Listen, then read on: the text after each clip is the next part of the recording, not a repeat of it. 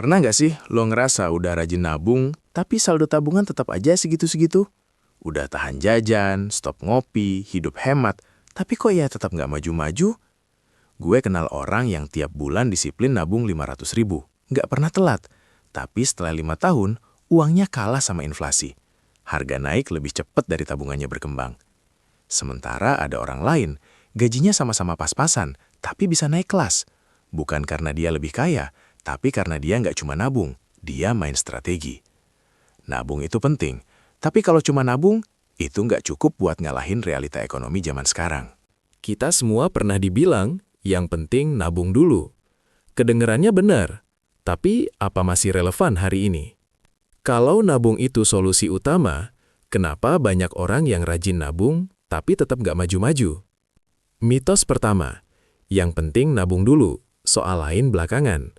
Padahal kalau nggak punya tujuan dan strategi, nabung itu cuma numpuk uang tanpa arah. Banyak orang nabung cuma karena pokoknya nabung. Besok dipakai lagi, lusa diambil lagi. Akhirnya bukan nabung, tapi muter uang doang. Nabung tanpa tujuan itu bukan strategi, itu cuma kebiasaan. Mitos kedua, uang pasti berkembang kalau ditabung terus. Faktanya, inflasi naik jauh lebih cepat dari bunga tabungan. Inflasi 3-5%, bunga tabungan 0,5-1%. Kalau kamu nabung 10 tahun, duit kamu lari kemana? Mitos ketiga, nabung itu cara utama buat kaya. Mungkin dulu iya, tapi zaman sudah berubah. Harga naik tiap tahun, peluang kerja berubah cepat, dunia makin kompetitif. Kaya dari nabung doang itu ilusi zaman dulu. Nabung itu aman, tapi aman itu belum tentu bikin maju. Kalau cuma nabung, lo cuma bertahan, bukan berkembang. Sekarang gue mau ajak lu lihat satu hal yang sebenarnya udah lo rasain tiap hari, tapi jarang lo sadari. Dulu harga ayam 20.000, sekarang 40.000. Bukan karena ayamnya makin mahal, tapi karena nilai uang kita mengecil. Dulu beli bensin 50.000 bisa penuh, sekarang cuma 3/4. Uangnya sama, tapi kemampuannya beda. Dulu masuk universitas 5 juta, sekarang bisa 25 juta lebih. Gaji naik pelan, biaya hidup naik kencang. Inflasi itu kayak maling halus, nggak kelihatan, tapi nyolong daya beli kamu setiap hari. Kalau uang kamu diam di tabungan, sementara harga terus naik, siapa yang sebenarnya menang? Uang kamu atau inflasi? Inilah alasan kenapa nabung doang udah nggak cukup. Bukan salah kamu, tapi zamannya berubah, dan kita harus berubah juga. Banyak orang masih salah paham soal tabungan. Mereka pikir nabung itu cara buat kaya. Padahal fungsi tabungan itu bukan ke situ.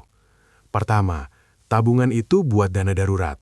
Kalau lo sakit, kehilangan kerja, atau ada kejadian mendadak, tabunganlah yang nolong lo bertahan. Kedua, tabungan itu tempat paling aman buat kebutuhan jangka pendek. Mau bayar kontrakan, SPP, servis motor, itu semua cocoknya pakai tabungan.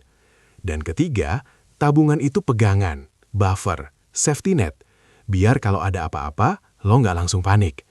Tapi yang harus lo ingat baik-baik, tabungan itu bukan tempat buat naikin aset, bukan buat membangun kekayaan, dan bukan mesin buat bikin uang lo berkembang. Kenapa? Karena tabungan itu didesain untuk aman, bukan bertumbuh. Bunga tabungan terlalu kecil buat ngalahin inflasi yang makin kencang. Makanya ingat, tabungan itu pondasi, tapi rumahnya tetap harus lo bangun dari investasi.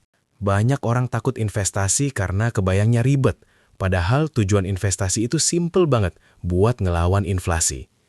Investasi itu cara buat bikin uang kamu kerja lembur, biar dia nggak cuma diem, tapi tumbuh. Kalau kamu tabung 1 juta per tahun, nilainya bakal turun, bukan karena uangnya hilang, tapi karena harga-harga naik lebih cepat. Kalau 1 juta yang sama kamu investasikan, itu bisa naik 5-10% per tahun. Pelan-pelan tapi pasti. Itu cara uang kerja buat kamu. Kamu kerja keras tiap hari, bangun pagi, pulang sore, mikirin banyak hal. Tapi uang kamu, dia ikut kerja atau ikut nganggur? Kerja keras itu wajib, tapi kalau mau hidup lebih maju, uang kamu juga harus ikut kerja. Kalau kamu capek kerja tiap hari, kenapa uang kamu malah dibiarkan nganggur?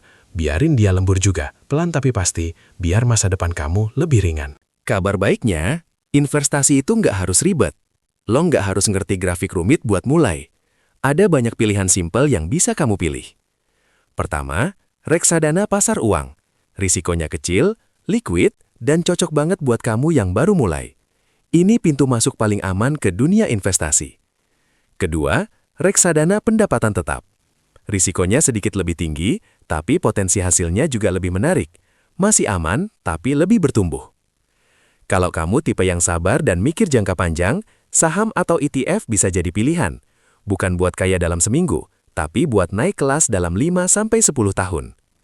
Kalau butuh sesuatu yang stabil, emas selalu bisa diandalkan. Gak cepat naik, tapi tahan banting. Cocok buat yang pengen tidur nyenyak. Dan ini yang paling sering dilupain, skill upgrade.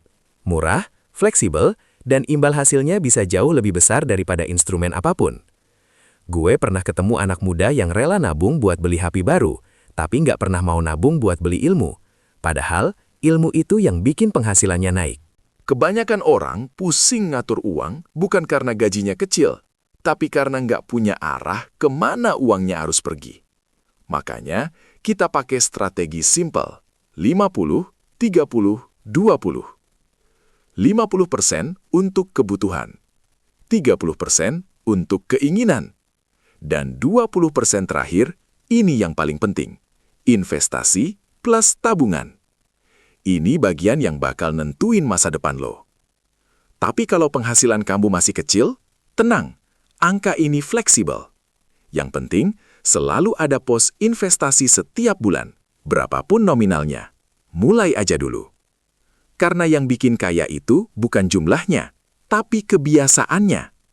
Konsisten nyisihin sedikit demi sedikit, itu yang bakal ngubah hidup kamu pelan-pelan. Banyak orang mikir nabung itu cukup buat masa depan. Padahal nabung itu cuma bikin lo bertahan, bukan maju. Nabung itu ibarat rem tangan. Fungsinya bikin lo aman, stabil, dan gak meluncur sembarangan. Tapi investasi itu pedal gas. Kalau lo mau hidup maju, lo harus berani ngegas. Bertahan doang gak cukup buat naik level. Lo gak bisa berharap maju kalau strategi keuangan lo cuma bertahan. Belajar ngerem itu penting, tapi belajar ngegas itu yang bikin lo sampai tujuan. Kamu nggak wajib kaya hari ini, tapi kamu wajib punya strategi hari ini. Karena masa depanmu bukan ditentukan gajimu, tapi keputusan yang kamu buat setiap bulan. Kamu nggak perlu langsung jadi jago keuangan. Yang penting kamu mulai melangkah, mulai mikir lebih cerdas soal uang kamu. Kalau video ini bikin kamu tercerahkan, klik like dan subscribe, biar nggak ketinggalan ilmu keuangan lainnya. Share ke teman yang masih bingung soal nabung versus investasi. Dan komen, kamu tim nabung atau tim investasi? Kenapa? Gue bakal baca satu-satu.